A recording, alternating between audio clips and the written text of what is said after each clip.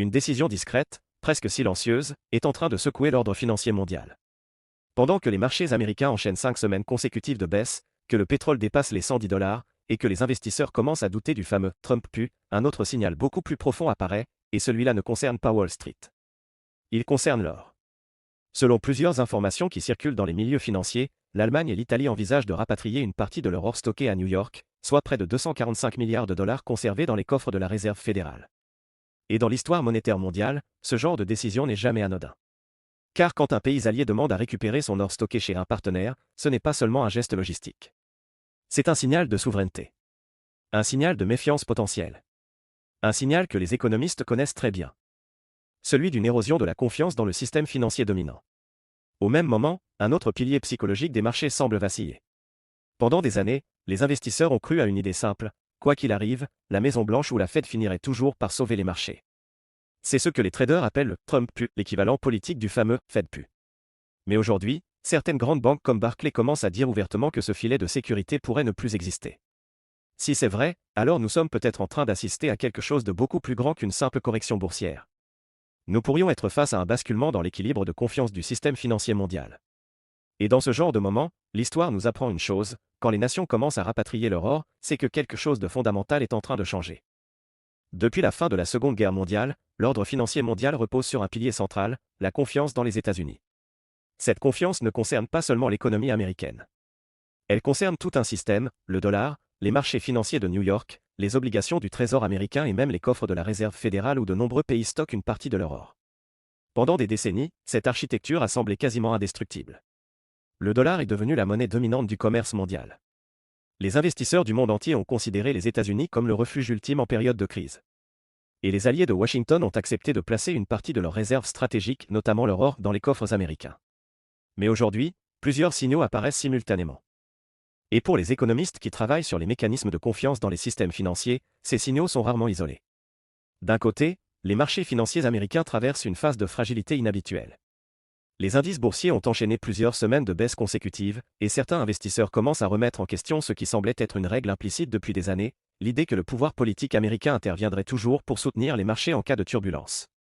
C'est ce mécanisme psychologique que les traders ont fini par appeler le Trump pu, par analogie avec le célèbre Fed pu, cette croyance selon laquelle la Banque centrale américaine, la Federal Reserve, ne laisserait jamais les marchés s'effondrer durablement. Mais aujourd'hui, certaines grandes institutions financières commencent à dire ouvertement que ce filet de sécurité pourrait disparaître. Parmi elles, la banque britannique Barclays a récemment publié des analyses affirmant que le fameux Trump pu pourrait être mort. Autrement dit, les marchés ne peuvent plus compter automatiquement sur une intervention politique pour arrêter les chutes. Et dans un système financier mondial largement basé sur la psychologie des investisseurs, ce genre de changement peut avoir des conséquences considérables. Mais ce n'est pas tout. Car pendant que les marchés doutent, un autre phénomène beaucoup plus concret apparaît du côté des États. Certains pays européens commencent à évoquer la possibilité de rapatrier leur or stocké aux États-Unis. L'or n'est pas un actif financier comme les autres. C'est un actif de souveraineté. Un actif que les États conservent précisément pour les moments où la confiance dans les systèmes monétaires pourrait vaciller. Quand un pays décide de déplacer son or d'un coffre à un autre, ce n'est jamais un simple détail administratif. C'est souvent un signal stratégique qui traduit une évolution dans la perception du risque. Et si plusieurs grandes économies commencent à prendre ce type de décision en même temps, cela signifie généralement qu'une question fondamentale est en train d'émerger: la confiance dans l'architecture financière actuelle est-elle en train de changer? Dans cette vidéo, nous allons analyser précisément ce qui se passe. Pourquoi les marchés commencent à douter du fameux Trump pu? Pourquoi certaines nations européennes parlent de rapatrier leur or? Et surtout pourquoi ces deux phénomènes, apparemment séparés, pourraient en réalité raconter la même histoire, celle d'un système financier mondial qui entre dans une nouvelle phase de turbulence. Pendant des années, il existait une règle non écrite à Wall Street. Une règle que personne n'annonçait officiellement, mais que tout le monde connaissait. Si les marchés chutent trop fortement, Washington finit toujours par intervenir. Cette croyance est devenue l'un des piliers psychologiques du système financier moderne. Après la crise de 2008, la Federal Reserve a injecté des milliers de milliards de dollars dans l'économie. Les taux d'intérêt ont été maintenus artificiellement bas pendant des années. Les banques ont été sauvées. Les marchés ont été stabilisés. Et à partir de ce moment-là, une conviction s'est installée dans les salles de marché du monde entier. Quoi qu'il arrive, la Banque centrale américaine ne laissera pas les marchés s'effondrer durablement. Les traders ont donné un nom à ce mécanisme, le Fed pu. Puis Donald Trump arrive au pouvoir. Et très rapidement, un autre phénomène apparaît. Le président américain parle constamment des marchés financiers. Il célèbre les records boursiers. Il surveille les indices comme des indicateurs politiques. Et chaque fois que la volatilité augmente, les investisseurs s'attendent à une réaction. Baisse d'impôts. Pression politique. Stimulus économique. Et c'est ainsi qu'est née une nouvelle expression dans le jargon financier, le Trump pu. Autrement dit, la conviction que la présidence américaine elle-même agirait toujours pour empêcher un marché baissier durable. Pendant plusieurs années, cette idée a servi de filet de sécurité psychologique pour les investisseurs. Mais aujourd'hui, quelque chose est en train de changer. Les marchés américains viennent d'enchaîner 5 semaines consécutives de baisse. Dans un environnement où l'énergie renchérit brutalement, avec un pétrole qui dépasse les $110 le baril, la pression sur l'économie mondiale augmente. Et surtout, les investisseurs commencent à réaliser que le réflexe d'intervention automatique n'est plus garanti. Dans une note qui a beaucoup circulé dans les milieux financiers, la banque Barclays a formulé une conclusion qui aurait été presque impensable il y a encore quelques années. Selon leurs analystes, le Trump pu est probablement mort. Pour comprendre l'importance de cette phrase, il faut mesurer ce qu'elle signifie réellement. Les marchés modernes ne sont pas seulement des mécanismes économiques. Ce sont aussi des systèmes de croyances collectives. Tant que les investisseurs croient qu'un filet de sécurité existe, ils prennent des risques. Mais le jour où cette croyance disparaît, le comportement change immédiatement. Les capitaux deviennent prudents. Les ventes s'accélèrent. Et les investisseurs commencent à chercher des refuges réels. Dans l'histoire financière, ces refuges ont toujours été les mêmes, les obligations souveraines, les devises fortes, et surtout, l'or. Et c'est précisément là que l'histoire devient beaucoup plus intéressante. Parce que pendant que les marchés doutent de leur filet de sécurité, certains États européens commencent à évoquer le rapatriement de leurs réserves d'or stockées aux États-Unis. Et dans le langage de la géopolitique monétaire, ce type de décision envoie toujours un message très clair. Un message qui concerne la confiance dans l'architecture financière mondiale. Regardons maintenant l'autre événement qui se déroule en parallèle. Parce que pendant que les marchés commencent à douter du fameux filet de sécurité américain, un mouvement beaucoup plus discret mais potentiellement beaucoup plus important se dessine du côté des États européens. Ce mouvement concerne l'or. Depuis la fin de la Seconde Guerre mondiale, une grande partie des réserves d'or mondiales est stockée à New York, dans les coffres de la Federal Reserve Bank of New York. Ce choix n'est pas un hasard. Après 1945, les États-Unis deviennent le centre du système monétaire international. Le dollar devient la monnaie de référence du commerce mondial, et Washington apparaît comme le garant ultime de la stabilité financière. Dans ce contexte, de nombreux pays alliés décident de conserver une partie de leur or à New York. Pourquoi? Parce que cela facilite les échanges internationaux. Parce que cela permet des règlements rapides entre banques centrales. Et surtout parce que les États-Unis sont alors considérés comme l'endroit le plus sûr du monde pour stocker cet actif stratégique. Mais l'or n'est pas une réserve comme les autres. Contrairement aux obligations ou aux devises, l'or est un actif totalement souverain. Il n'a pas besoin d'intermédiaires. Il ne dépend d'aucun système bancaire. Et surtout, il reste l'actif ultime de confiance lorsque les systèmes monétaires traversent des turbulences. C'est pour cette raison que les décisions concernant l'or sont toujours extrêmement sensibles. Dans l'histoire monétaire moderne, chaque fois qu'un pays décide de déplacer ses réserves d'or d'un pays à un autre, cela signifie généralement qu'une réflexion stratégique est en cours au plus haut niveau de l'État. Et aujourd'hui, certains signaux apparaissent en Europe. L'Italie et l'Allemagne possèdent parmi les plus grandes réserves d'or au monde. L'Allemagne, en particulier, détient plus de 3300 tonnes d'or, ce qui en fait la deuxième réserve mondiale après les États-Unis.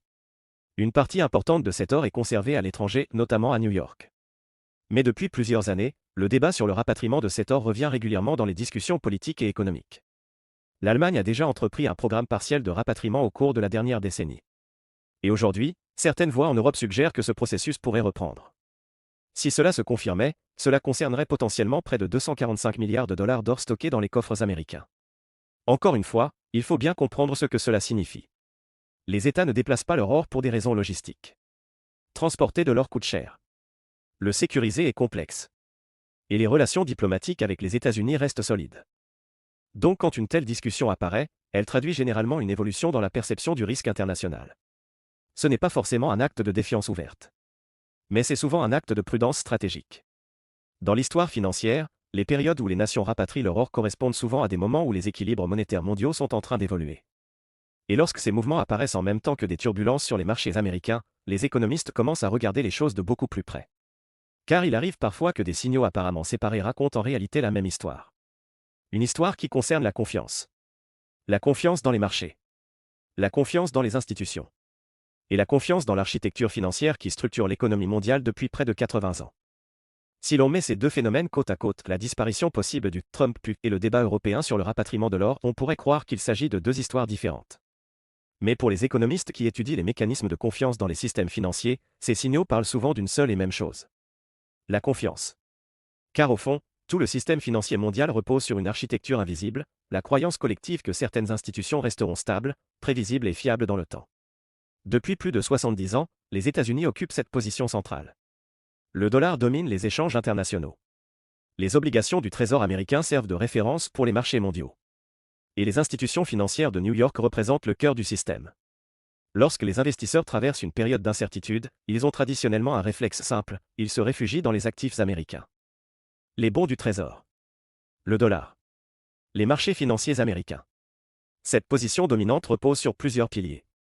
La puissance économique américaine. La profondeur exceptionnelle de ses marchés financiers. Et surtout la stabilité de ses institutions politiques et monétaires. C'est pour cette raison que la Banque centrale américaine, la Federal Reserve, est probablement l'institution financière la plus influente du monde. Chaque décision prise par la Fed peut influencer les taux d'intérêt mondiaux, les flux de capitaux internationaux et même les politiques monétaires d'autres grandes banques centrales. Mais ce système repose sur un élément fragile, la perception de confiance. Lorsque les investisseurs croient que les institutions sont solides, les capitaux continuent d'affluer. Mais lorsque des doutes apparaissent, même de manière progressive, les comportements peuvent changer très rapidement. Les investisseurs deviennent plus prudents. Les États commencent à diversifier leurs réserves. Et certains gouvernements prennent des mesures symboliques qui envoient des signaux au reste du monde. C'est précisément dans ce contexte que les discussions autour du rapatriement de l'or prennent une dimension particulière. Parce que l'or n'est pas seulement un actif financier. C'est un actif de souveraineté monétaire. Lorsque les banques centrales accumulent de l'or, elles cherchent généralement à réduire leur dépendance vis-à-vis des devises étrangères. Et lorsque cet or est stocké à l'étranger, il existe toujours une question implicite, où se trouve réellement la sécurité ultime? Pendant longtemps, la réponse semblait évidente. Les États-Unis représentaient la stabilité. Mais aujourd'hui, le paysage international est en train d'évoluer. Les tensions géopolitiques se multiplient. La rivalité économique entre grandes puissances s'intensifie.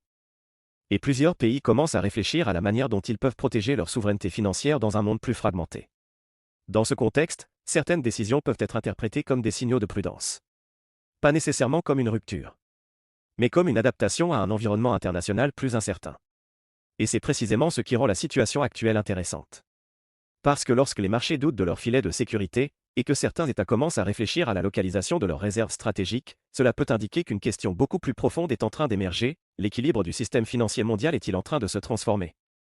Pour comprendre ce qui est en train de se jouer, il faut regarder un troisième signal qui apparaît en même temps que les turbulences financières et les débats autour de l'or. Ce signal concerne l'énergie. Lorsque le prix du pétrole franchit la barre des $110 le baril, ce n'est jamais un simple mouvement de marché. Dans l'histoire économique moderne, les grandes poussées du pétrole ont presque toujours été liées à des périodes de tensions géopolitiques, de ralentissement économique ou de transformation du système monétaire international. L'énergie est la colonne vertébrale de l'économie mondiale. Chaque hausse brutale du pétrole agit comme une taxe invisible sur l'ensemble de l'activité économique: transport, industrie, alimentation, inflation, tout est impacté. Et dans ces moments-là, les marchés financiers deviennent beaucoup plus sensibles aux questions de confiance. Car une énergie plus chère signifie généralement une inflation plus persistante, des taux d'intérêt plus élevés et donc une pression plus forte sur les marchés financiers. C'est dans ce contexte que les investisseurs commencent à réévaluer les risques. Lorsque les marchés étaient soutenus par des politiques monétaires très accommodantes, les investisseurs pouvaient accepter des valorisations élevées et des prises de risques importantes. Mais lorsque l'environnement devient plus instable, inflation, tensions énergétiques, incertitudes géopolitiques, la psychologie des marchés change. Les investisseurs deviennent plus prudents. Les capitaux se déplacent. Et certains actifs redeviennent stratégiques. C'est notamment le cas de l'or. Historiquement, l'or joue un rôle particulier dans les périodes où l'ordre monétaire international semble moins stable. C'est un actif qui ne dépend d'aucune banque centrale, d'aucune monnaie et d'aucune institution politique. C'est précisément pour cette raison que les banques centrales continuent d'en détenir des quantités importantes.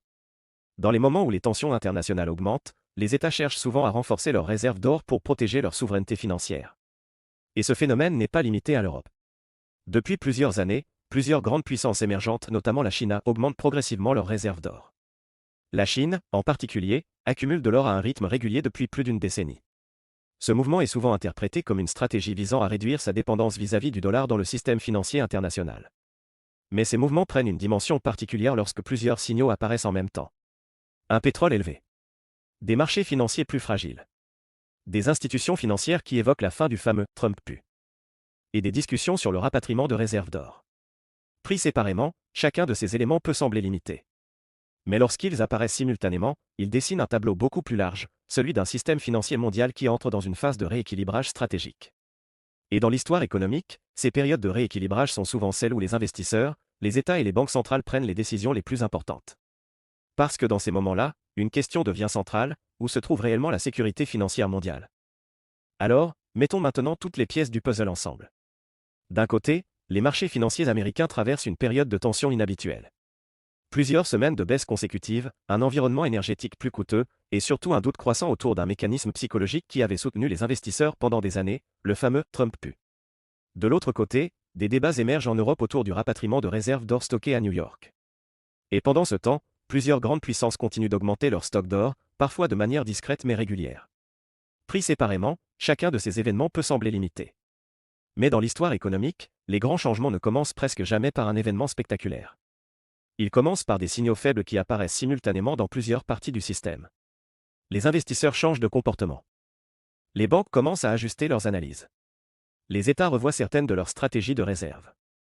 Et progressivement, une question que personne ne posait auparavant commence à apparaître dans les discussions financières internationales: le système actuel restera-t-il aussi stable qu'au cours des dernières décennies?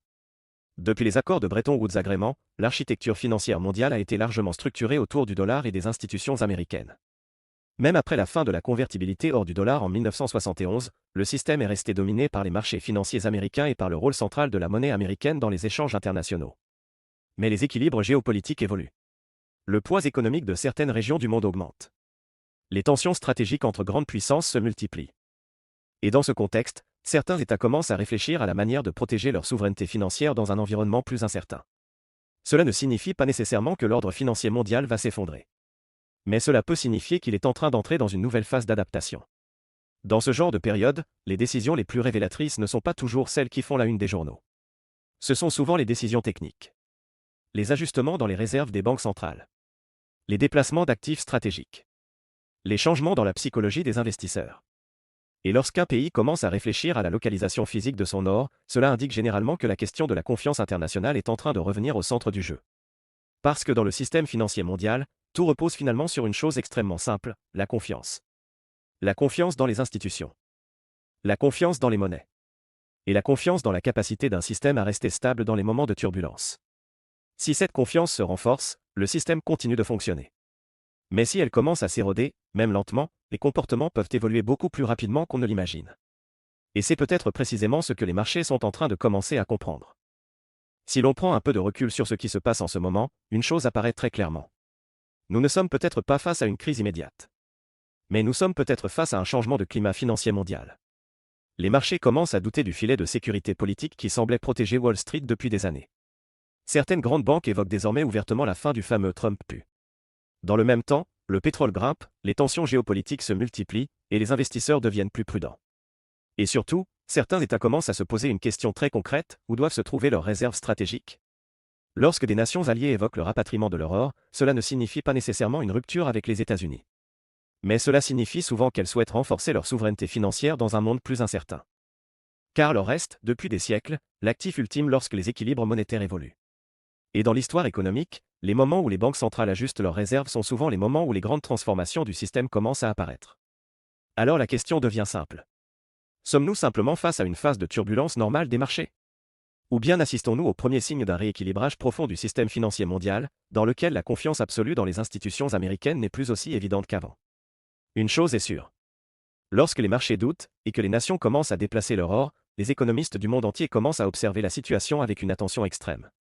Parce que dans l'histoire financière, ces moments précèdent parfois les grandes bascules économiques. Maintenant, j'aimerais connaître votre analyse. Selon vous, est-ce simplement une correction normale des marchés, ou bien les premiers signes d'un changement beaucoup plus profond dans l'équilibre financier mondial? Dites-le moi dans les commentaires. Et si vous voulez comprendre les grandes transformations géopolitiques et économiques qui façonnent le monde en ce moment, pensez à vous abonner à la chaîne. Ici, on analyse les crises internationales sans filtre, avec les faits et avec du recul. Parce que dans un monde qui change aussi vite, comprendre la géopolitique devient essentiel.